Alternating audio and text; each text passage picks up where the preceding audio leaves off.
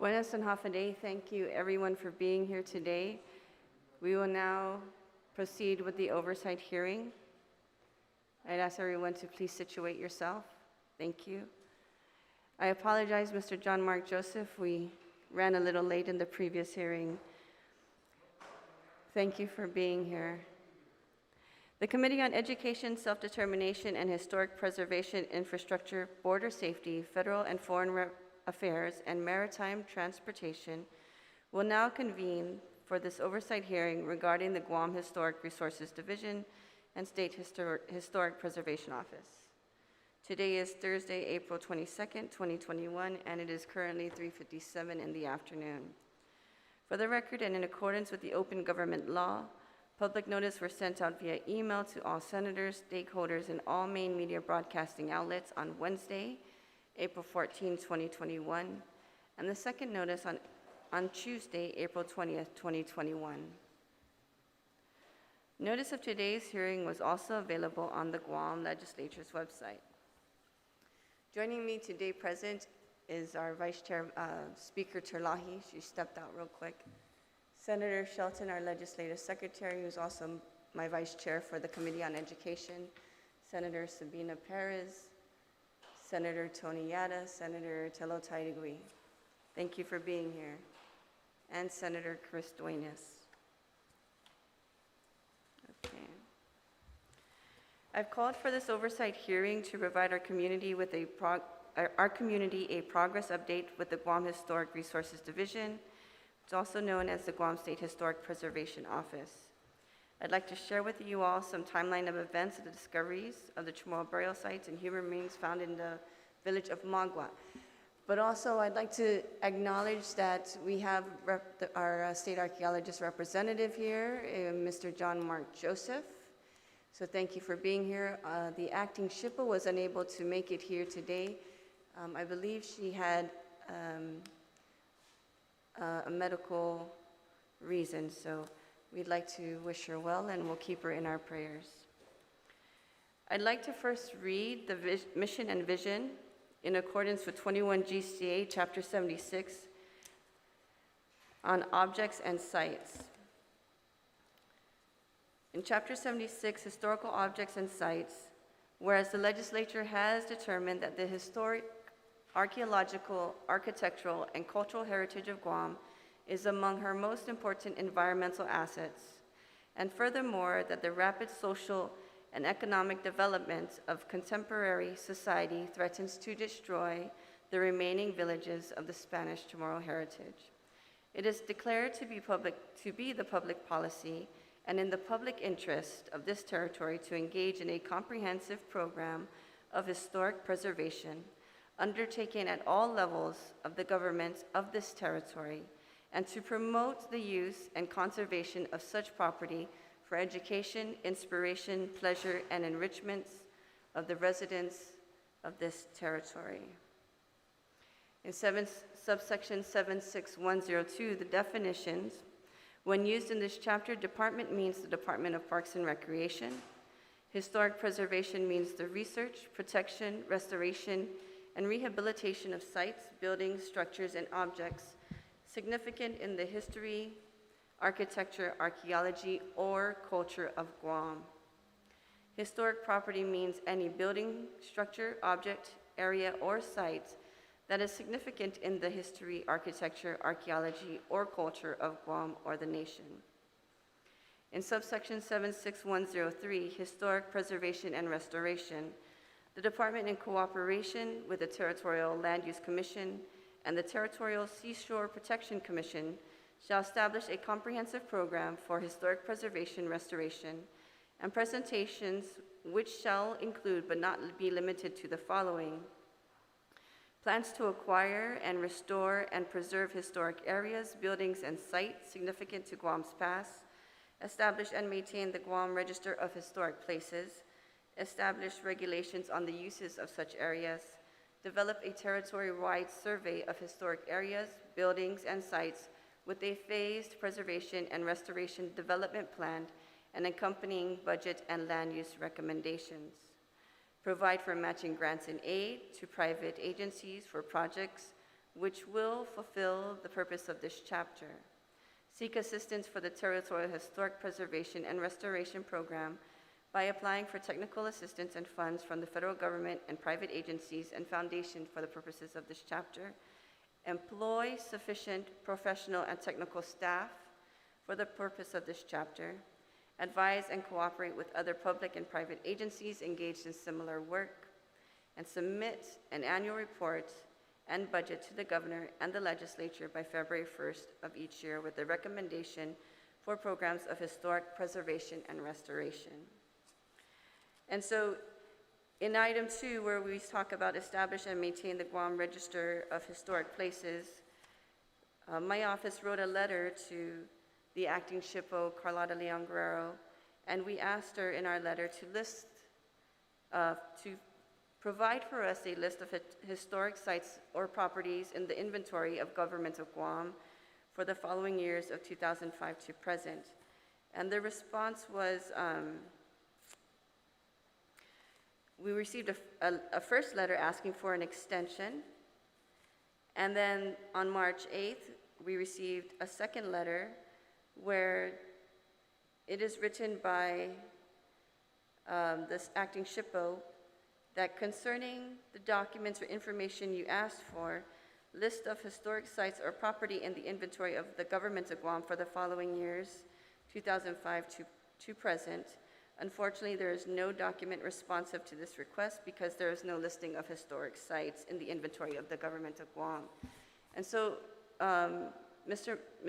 John Mark Joseph, do we have any historic sites that are listed in our register in the Government of Guam or within Guam?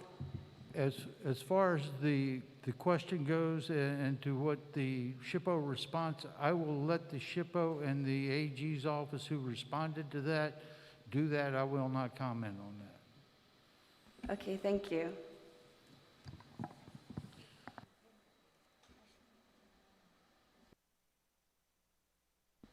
From your own knowledge, do we have any historic properties that are listed within our register in Guam? The answer is yes. We have historic properties. Thank you. Can you tell us how many historic properties that we have documented within Guam? I would say the amount now would be right around 2,900 approximately. Do any of these historic properties include historical remains found within the Department of Defense properties? I think I can answer that. I can say yes. And how many historical properties are within DOD properties here on Guam? That I cannot tell you. Okay, thank you, Mr. John Mark Joseph. I want to refer to a letter that was transmitted to us, and this letter is dated from the NAVFAC transmittal letter dated December 22nd, 2019, which was also enclosed an Appendix G, which is the standard operating of procedures. And this letter was followed by a FOIA that we requested to the State Historic Preservation Office, where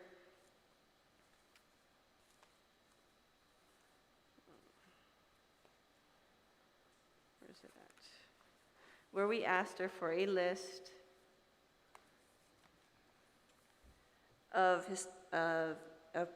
final reports issued by the Guam Historic Resources Division, also known as the Guam State Historic Preservation Office, and findings of human remains or near a site that is being constructed of the Marine Corps Base Camp Blaz in years 2020 and 2021, and any and all information including preliminary reports.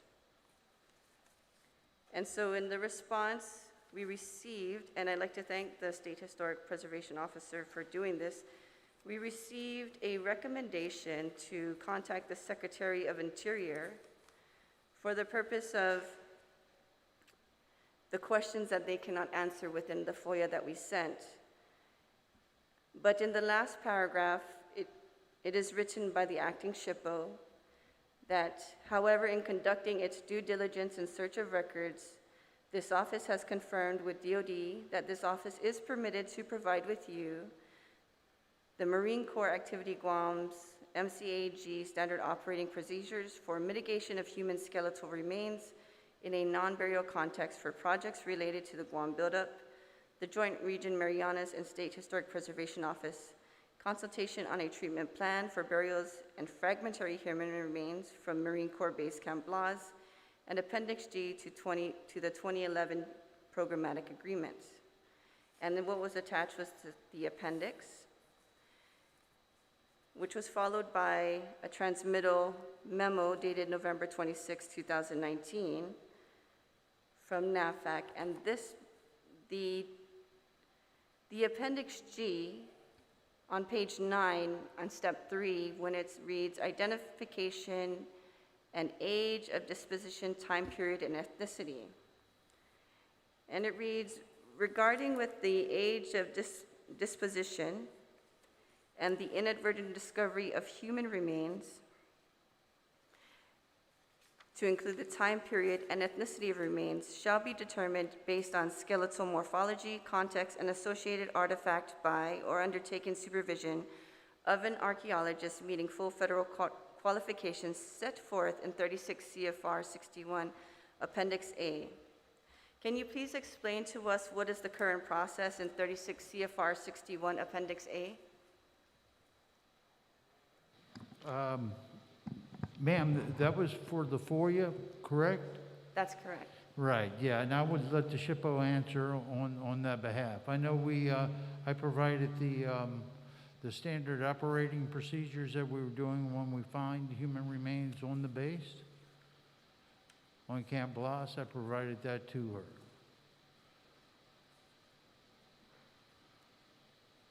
Right, and so can you explain to us what 36 CFR 61 Appendix A process is? She provided that to you. I didn't bring that with me right now at the moment. Okay. So, yeah, and I'm sorry, I just came to answer the questions that were provided in the sheet provided to me. Do you have a statement to read? Pardon me? Do you have a statement to read? Do you have a statement to read? No, I do not. I just went over some of the aspects there on Camp Blaz and what I could and could not answer. Can you repeat it? I'm sorry, I didn't hear you. I said, basically, I tried to gather today what I could and could not answer because I didn't get the invite to today, correct? I was sent the invite today to come Yes. to this hearing. I almost didn't make it into work this morning because of my illness. So basically, I tried to put together what I couldn't answer for the questions presented in the paper today. Okay, can you just go ahead and state what you are able to answer? All right, I guess the first one was the status of the CHamoru's burials and ancestral burial remains. The status of the total number of burials and human burials discovered at the village of Måguak and the site, the Marine Corps Base Camp Blaz, 2020-2021. Basically, there were 4 fragmented pieces of human remains that were found kind of pre-construction in that area. As it went on, we had the 4. Let me see if I've got this right. Where was it? It's on the previous page. For J001B, which is called the main cantonment. On the HR1, we had the burial area that it has approximately 12 individuals in it and 4 burial areas. That has all been preserved in place, so that is the status of that. They will not be removed. As far as 662303, which is the Måguak site, we had 9 fragmented bones found there. So these fragments may range from a couple centimeters to maybe a couple inches there. That's what we have there. And we had at the live fire training range, which is actually a different project, I think we had 9 different fragmented remains there. As we go down, they will be analyzed. Most of them are believed to be human, some of them may not be. Let's see. J006, which is the dental office on the Navy base Guam, which is a totally different place. We've had 4 different pieces of human remains there in disturbed context, so that's been bulldozed over back and forth and all that. We're still looking at each one of these areas as they do work, as they inspect them, as they start doing if they find the human remains, then we follow the standard operating procedure, which is starting to do 1-by-1 excavations, and that will spread out to a 5-meter square and around that to make sure that we do not have any individual burials there, and then they'll do some testing out from that. I think that was provided through the FOIA. That's correct. And you are only limited to answering those specific items? No, those were the specific items that I was able to get together today. Let's see, on P103, which were the water wells, there were 4 individuals found there. All 4 of those were left in place. Those were done, I think, 2017, 2018, or 2018 or early 2019. So each one of those individuals that were found in those areas were left in place. Our number one thing is avoidance, to try to not interrupt anyone's final resting place. The military has cooperated with that. We do have the 12 burials that we know of in the main cantonment, like I said, preserved in place. I know that's been signed with the SHPO. So that agreement has been signed, and that area will be preserved in place. I think they're waiting to the proper time. We don't have all the reports yet. We don't have all the reports on all the little fragments of bones that have been found. So at that time, once those reports come in, the number may increase as they do soil analysis or whatever and find different fragmented bones. And then again, it may decrease if it turns out that it's non-human. So we're trying to wait to get to that final report stage, or at least the draft stage where we can review it. And that way we can give you a good estimate of what is actually there and what has been found and what's been left in situ or in place. Thank you. How extensive is the analysis done on the remains? Well, it all depends on the size of the remains.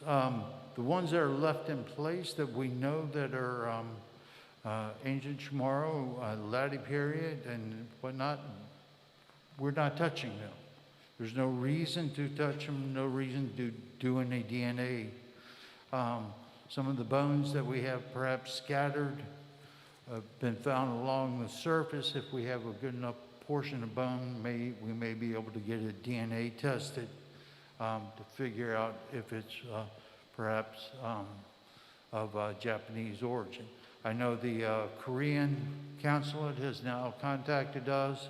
They also want to know if they have any remains here, because They had conscripts during World War II that fought for Japan, and so they want their dead back too. Everybody wants their dead back.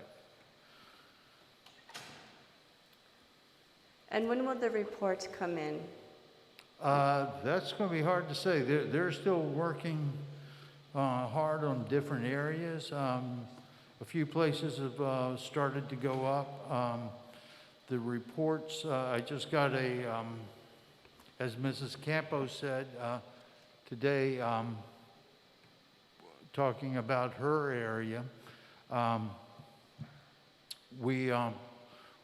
of the people are trying to get their project rushed through to where the archaeologists can go do the work on their property, because they're headed back to do the work on the Marine Corps base. We only have so many archaeologists on Guam.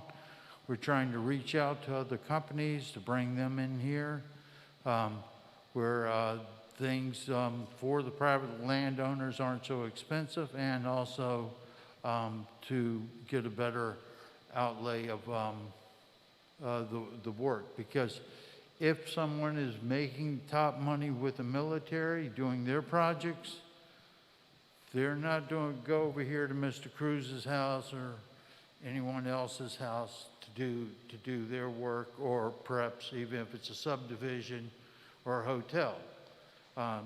They're just not going to pull away from that kind of money. So it is a give and take there. As the military slows down their aspects of clearing and grading, and gets to the point to where they're only at the building aspect of it, and all the historic properties have been mitigated at that time, then we'll probably have the archaeologists still working on the reports. I imagine some of them may be coming out in the next year, or maybe a year and a half. So does that mean that the construction will be halted until next year, until the report comes in? That will mean that the report will be next year. Once they have finished the archaeology in itself is a destructive matter. And the fact that that site is excavated, they're supposed to be able to put it back together in a paper format where we can then see the culture from that aspect of it, and then from the artifacts that are left over. So it's a destructive method as it is. So development may continue even though the remains were found, and you are awaiting a report, is that correct? Development may continue if the remains are found, and even if you are awaiting the report, is that correct? That depends. Development's not going to go on where we have things that are preserved in place. So no development's happening there. If there was an area here that they found some remains and didn't find anything, what we call in situ, there were no burial pits or anything else, and it was just a fragmented bone on top of the ground that perhaps may or may not have been from World War II, could have perhaps been from a laddie period that got bulldozed during the Korean War when they were doing the bases, or World War II, and all. When that bone is collected, then that area there, once it is cleared by the archaeologists, then they would be able to construct on that. And are there any genetic testings or any radioactive testing to determine the time period of where the bones came from, or where the remains were? We're doing a lot of radiocarbon dating on the Artifacts? on the pits that are there. So yes, they'll be giving us some good time periods of that.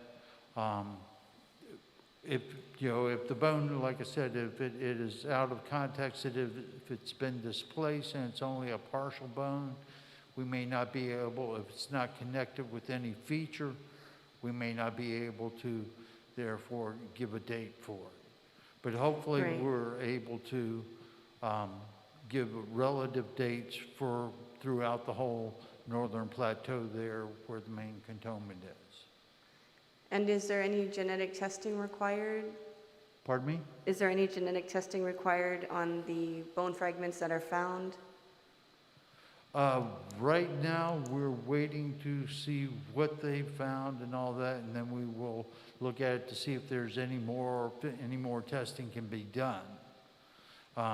It depends on how much bone is there, whether it can be tested for, like I said, DNA or not, or if depending on what context it's found in. If it's found in context with a let's say a burnt area, whether it be, from a World War II bomb or something like that, and we have a good sized bone there, then we may be able to date it. I'm not sure. And the process when you preserve in place, Pardon me? the process of preserving in place, so in the areas that you did say that you preserved in place, there was no development or construction that was ongoing in that area? The individuals that were found, the 12 individuals that were found in the 4 burial areas, yes, that was in the middle of a parking lot. So yes, that area will be gated off and preserved. And you did not find other remains or burials within that same proximity of the entire parking lot structure that is to be built? Within that area of the parking lot structure, I'm not sure how many fragments were found. I can't tell you that at this point in time. I know in that area when we started finding full remains, I know that area was bulldozed during the 1950s and probably during the 40s also. So much of that area was disturbed, but we also changed up the way and made it, I guess, more stringent on how we look at when we find human remains to make sure that they're doing a good job. We've changed up the methodology of how we're doing the work. Therefore, that has caused, every time we've done that, we have found more. So now, basically, we've kind of got it down to where we're doing the best methodology I think that we can at this point in time, and to make sure that we do not miss anything in the future. We've called for a resurvey when we did a stipulation 13 on the 2000 programmatic agreement. Patrick Lujan put that in for the new machine gun range. So we've changed up the methodology there. That is much more stringent. A lot of the archaeologists don't like it because it's work. But if it's there, we will find it, or we will have the best chance of finding it. Okay. And when you mentioned of the preserve in place on the parking lot structure, the parking lot that is to be built, they're going to build a fence around and build around the burials that have been confirmed? I do believe that was sent to you, is that correct? And for one of the FOIAs? The design of it, yes, I do. It will be totally fenced in and with a plaque and everything else. So I don't think the total design has been completed yet, but it will be where it'll have a walkway through there. I am sure they will, the Marine Corps will have a time to visit or whatever and pay respects to that as they do with Navy base at Sumai and everywhere else. And can you tell us the date of when the 12 burials were confirmed? No, I cannot, because it came over time. It was one, as they were working, a tooth was found. And then from that tooth, that's when things stopped. And then they started doing the standard operating procedure that we had agreed on. And then that's when they found the first one. And then as they kept doing the 1 by 1 meter units, excavating them with a trowel, then that's when they kept finding other ones. So that's when they ended up with 4 burial pits. So it was over a matter of, I think, 2 months there that they found the individuals. You know, I'd have to go back and check each record, you know, for that. Right, and you also did say that we received a FOIA for the plan of the plaque where the burials will be recognized. Is this going to happen at every location a burial is discovered, or is it just one plaque, one location, and you're putting all the remains into this one location? No, I do believe that they've got set up for, I do believe there is going to be a plaque for the village of Måguak. I do believe there will definitely be a plaque at the where it's buried in place.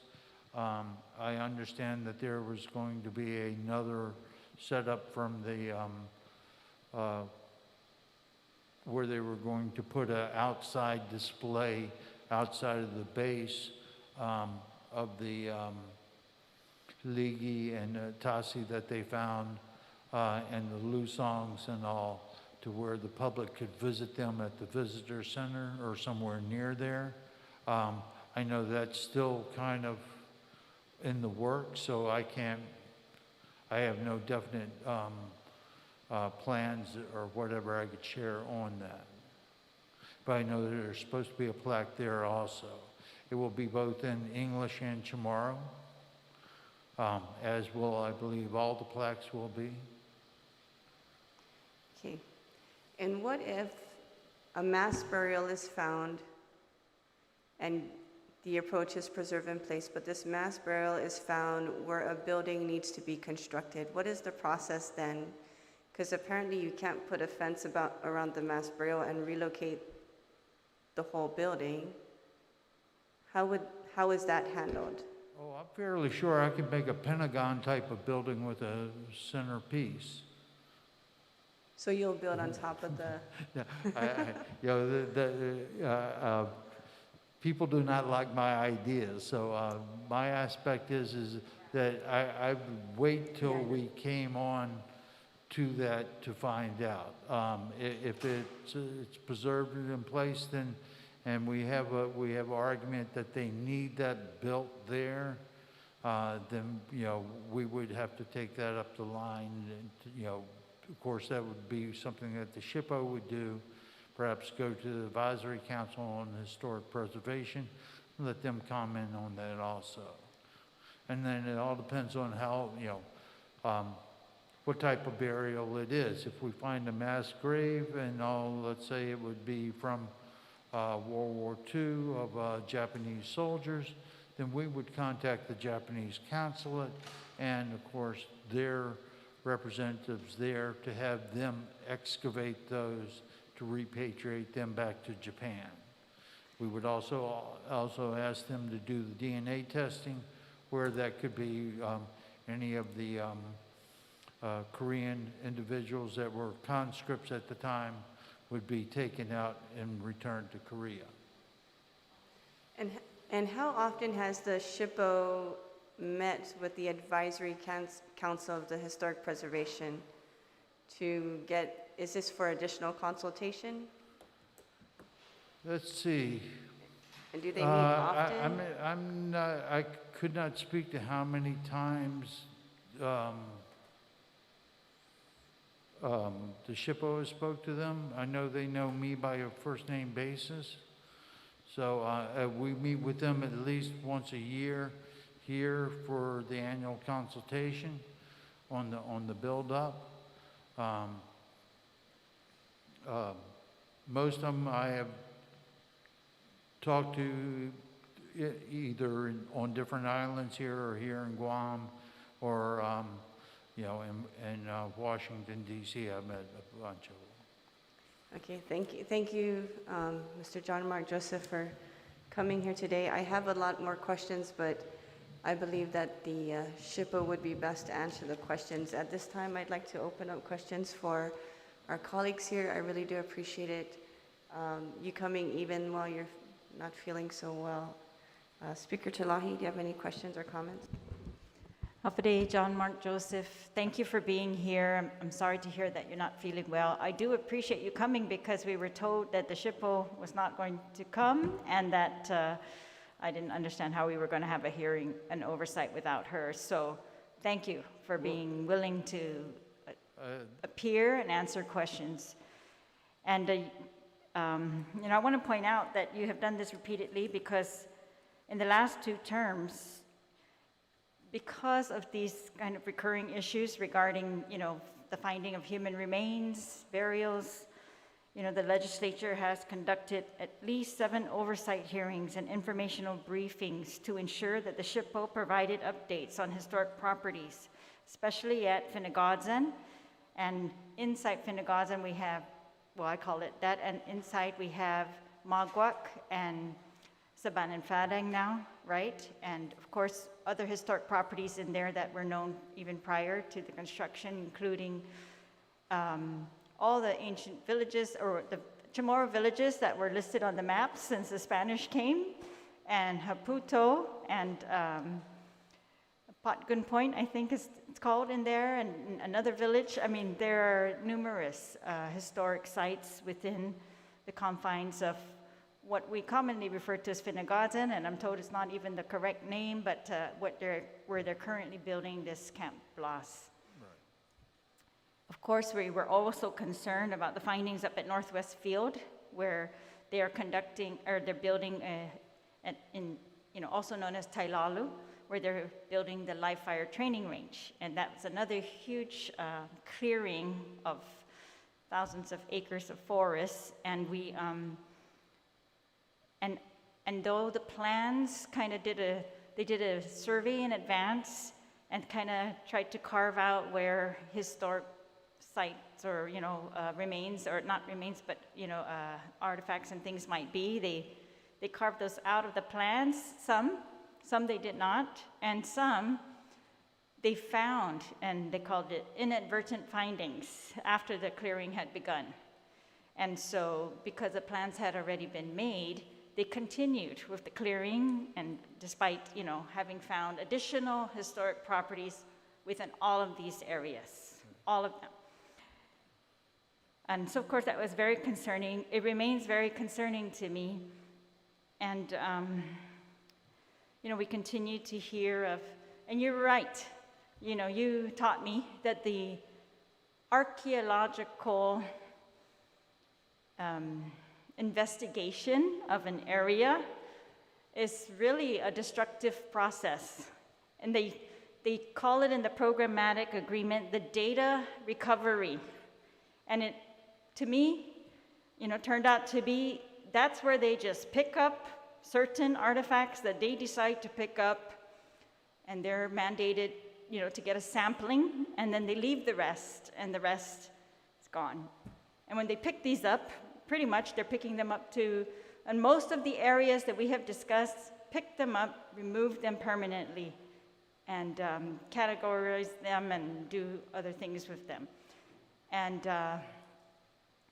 of course, it's very concerning because, as you know, I've continued to reiterate that I think it's very important, if we're talking about CHamoru historic artifacts, CHamoru history, culture, CHamoru remains, that the CHamoros see these things and experience these things in the place that they belong.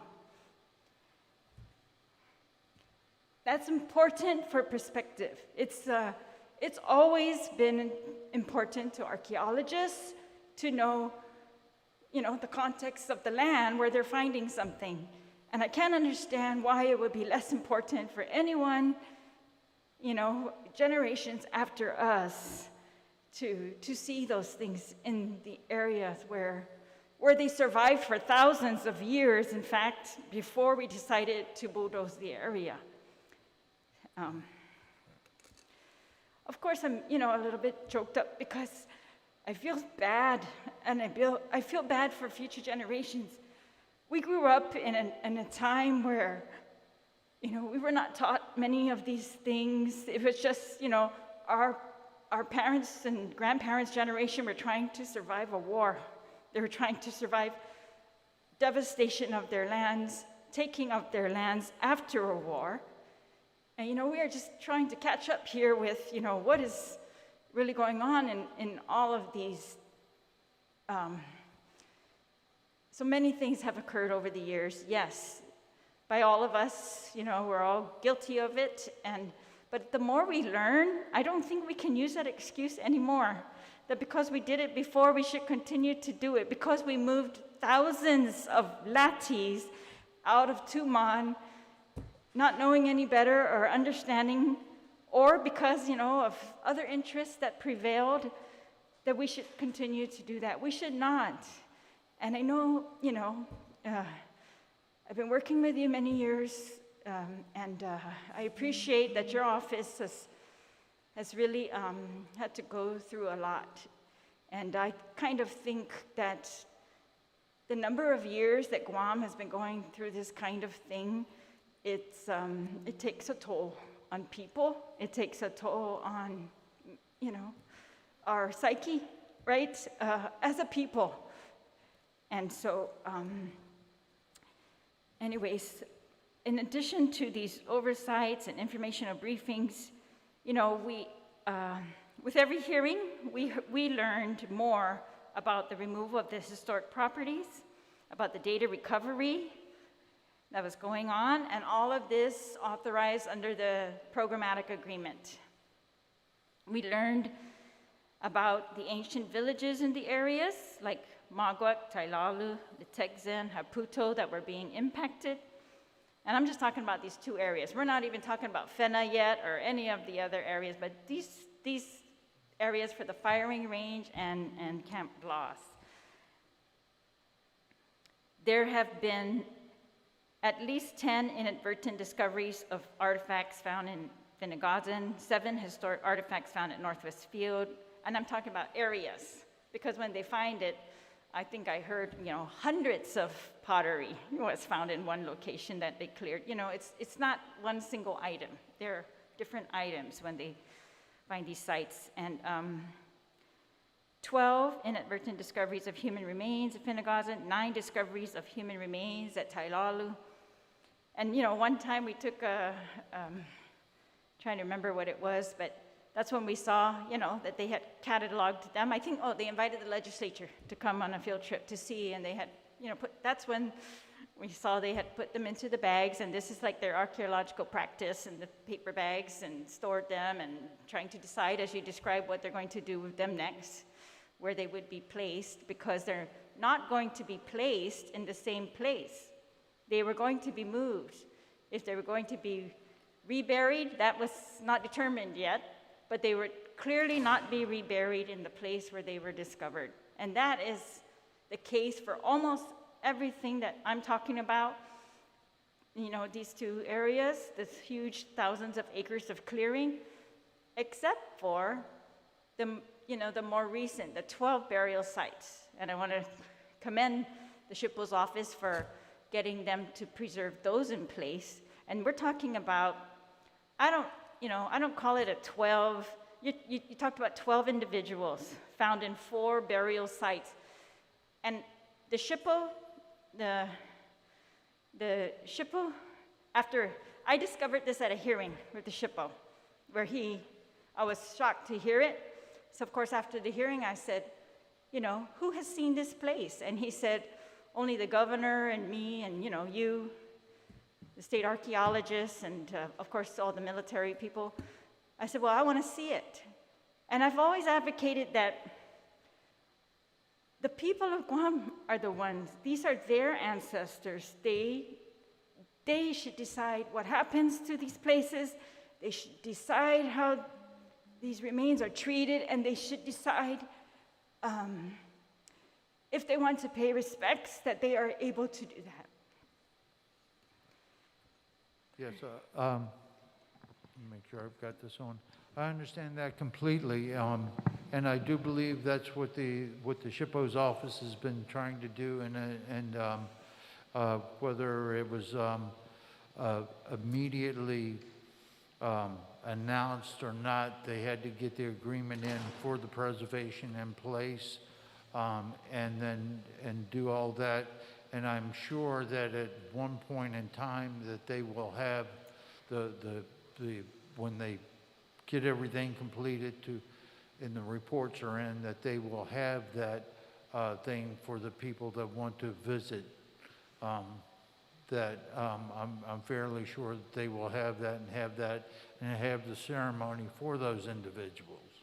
Well, that was not the plan a little while ago, as far as I was told, and so thank you for your efforts in that regard. But let me tell you my understanding of this area. So Måguak is one village. Sabananfadang is marked on a Spanish map as another village. And it's closer to Sabananfadang where those other burials are found, where the 12 burials and the plot in land has been preserved. And could you tell us how big an area that is? Where the burials The are... part that's going to be preserved. Or preserved in place? Yes. I would imagine it is maybe a half an acre or something like that, maybe a little bit smaller than Less, that. yeah. I don't have the exact dimensions. I didn't bring them with me. Well, I was there, and it looks like 40 feet at the most by 40 feet. It does not look like a very large place. All right. And it's surrounded by clearing down to, when I was there, all I could think of the core of the earth, because it's cleared all soil and every other layer down to, white. Everything's Right. level. So my understanding was that they discovered these burials because they discovered one thing, maybe a tooth or one bone. I think it was a tooth in this area. But when they discover that, then their process is to go 5 feet from that area and look around to see what's within the 5 feet. And they find something else, and they go 5 feet. And that's why they found 12, or 4 burial, holes, because they did this method. Right, But yes. beyond that, it had already been cleared. It had totally been destroyed back years ago and had been plowed through, probably in the 50s. I know this prior is to the construction of what's Okay. there now. All right.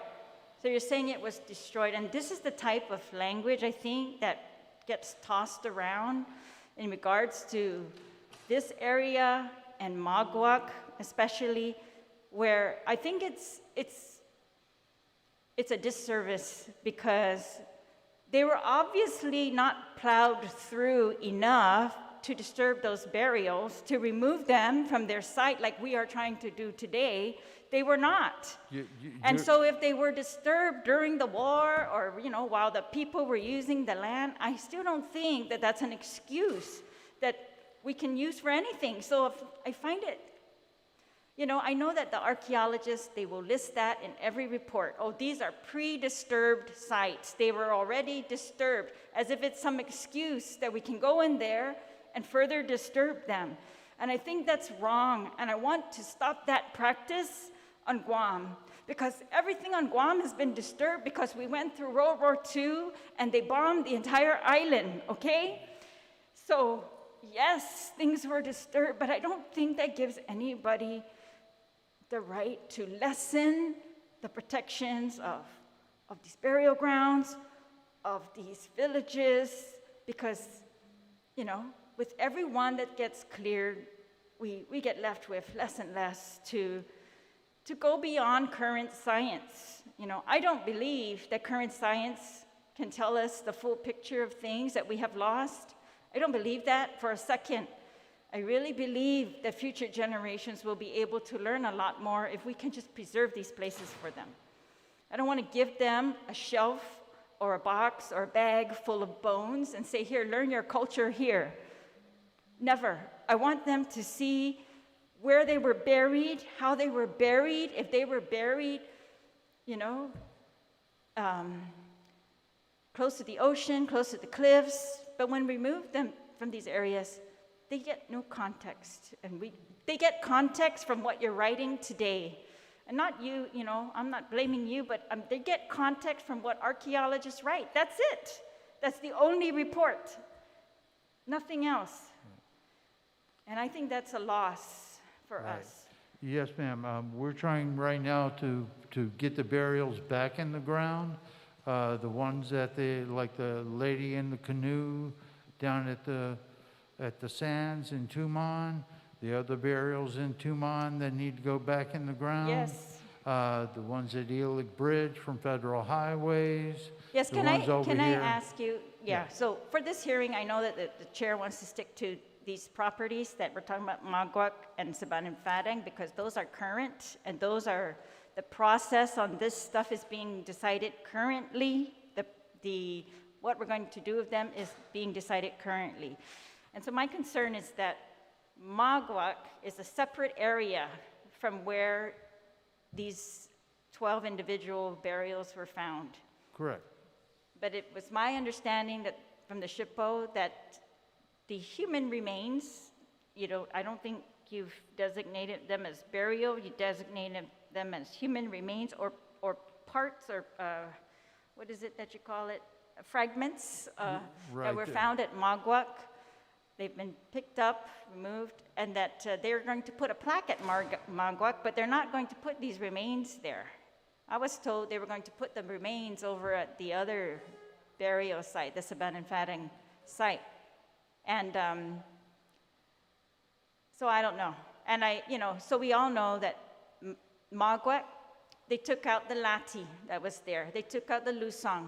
They took out the earth ovens. They took out every artifact that they found, or whatever they decided was a good sampling. They took it out. So when you put up the plaque, all they're going to see is a plaque. And I'm not blaming you personally, John Mark, but I'm telling you, it's.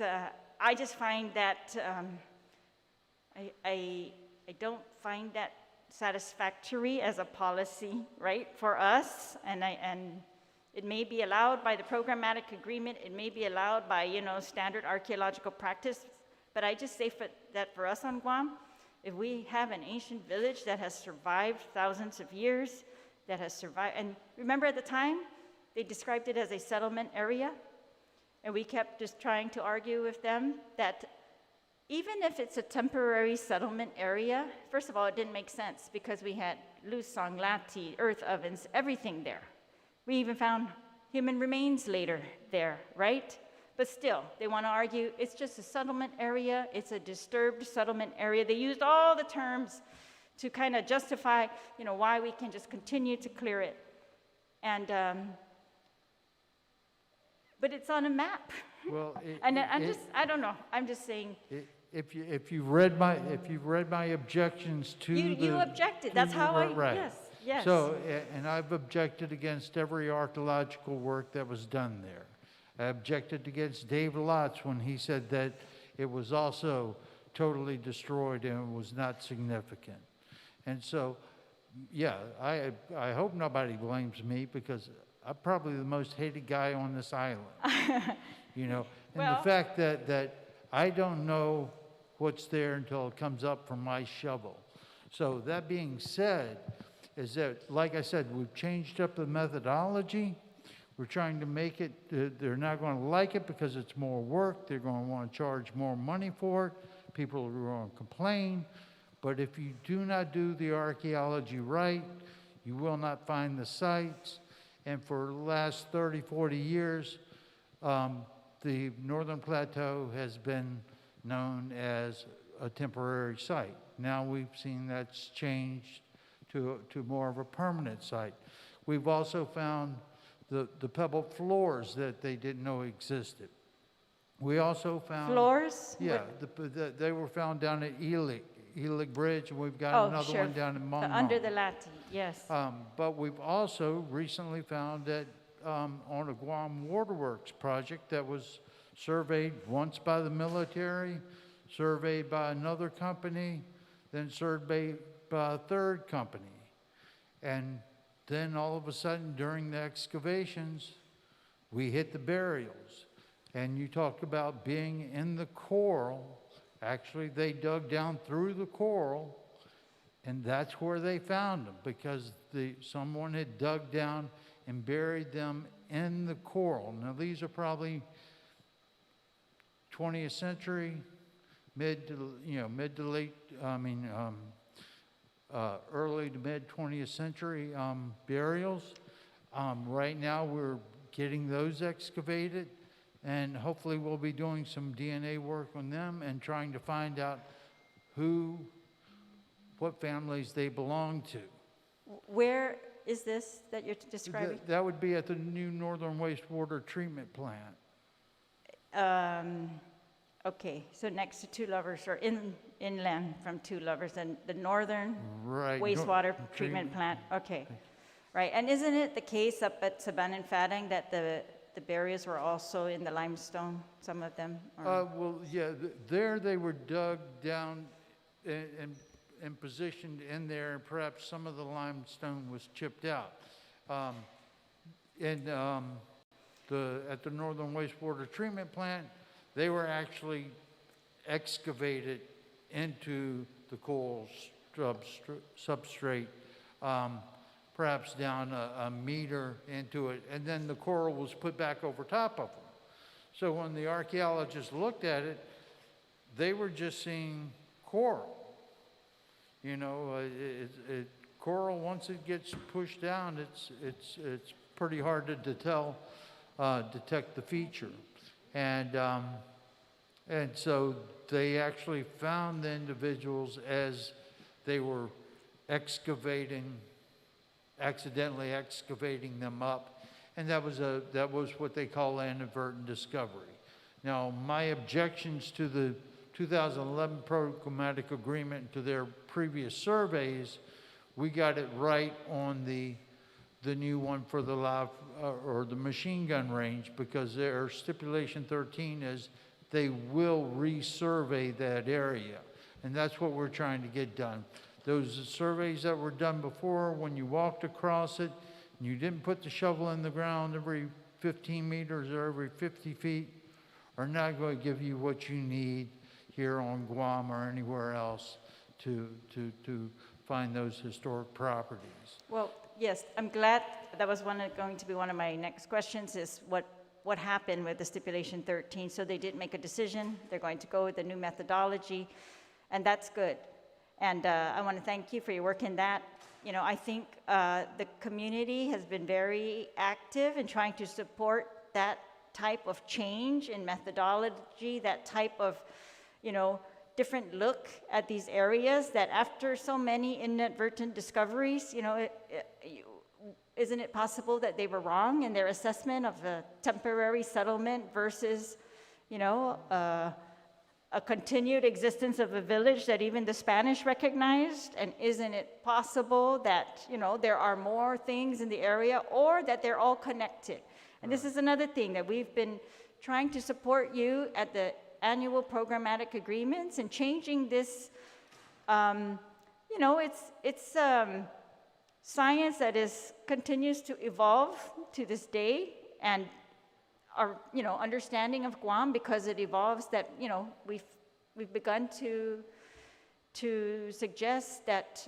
I mean, I've heard it from Dave Blaz, I've heard it from the SHPO's office, and different people, the other people in the Historic Trust, but that we look at these areas as connected, part of a life, necessarily connected as part of a lifestyle for that village, and necessarily connected as a cultural landscape, that they could not live just on the ocean. They had to have the fresh water source, and they had to have the upper, level above the cliff sources of food or whatever else they were doing there, things. And so we had argued to recognize cultural landscapes, right? And so this not yet been accepted because they continue to treat these sites as individual, separate, small items, one by one. Right. And so I I support your continued efforts. I just don't like the fact that,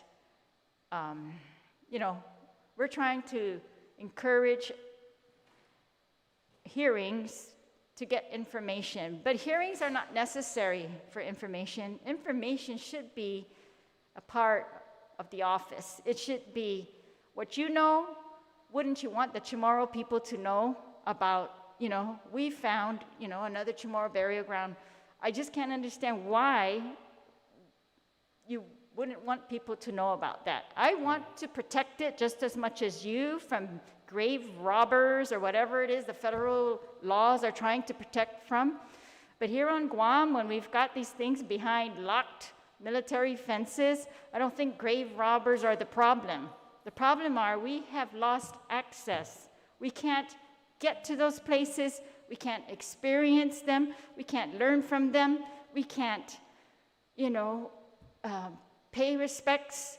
We can't see how close they buried people in relation to the cliff, in relation to, the freshwater source, in relation to the ocean.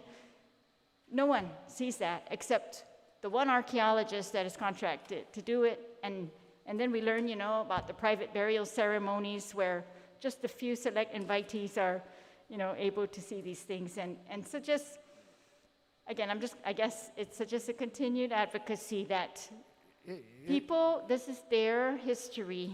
They should know about it. And I want to thank you for any effort that you can continue to push in that regard. No problem. Yes. I think that the burial ceremony was just to be able to cover those back up. They will have a burial ceremony later, is what I understood. That may be different, but I think they're going to have a ceremony later for that and share that information. They just want to make sure that... And who's making those decisions? Whose decision is that? That would be between the SHPO and the military, I think, through that, and the archaeologists. We have to get the final report to figure out exactly what we have, because if you have a question, we want to be able to answer it. In other places, according to historic preservation law, when there are significant discoveries like this, for example, with Native Hawaiians, aren't the Native Hawaiians consulted? They call it consultations whenever there's some discovery. Even I think when mammals are washed up on shore, that's cultural, they call them in. And I worked in Maui mainly when I was over there. I didn't work on Schofield or any of the bases. I'm sure they have a programmatic agreement along with the ancient Hawaiians on how they treat their dead and theirs. So I'm not sure what they've done there. I know they've got some archaeologists, on base there.